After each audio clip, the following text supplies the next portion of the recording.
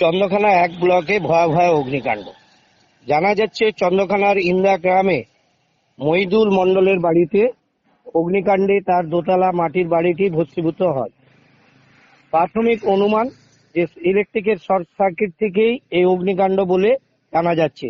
স্থানীয়দের চেষ্টায় আগুন নেভানোর কাজ চলছে। দমকলে খবর দেওয়া হয়েছে।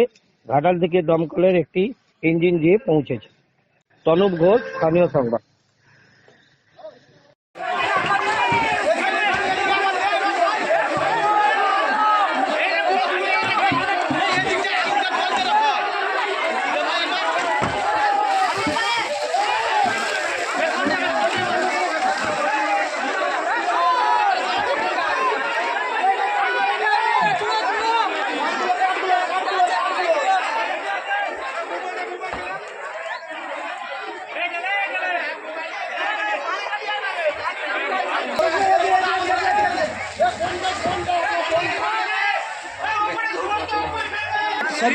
কাঠ খড় সব আছে।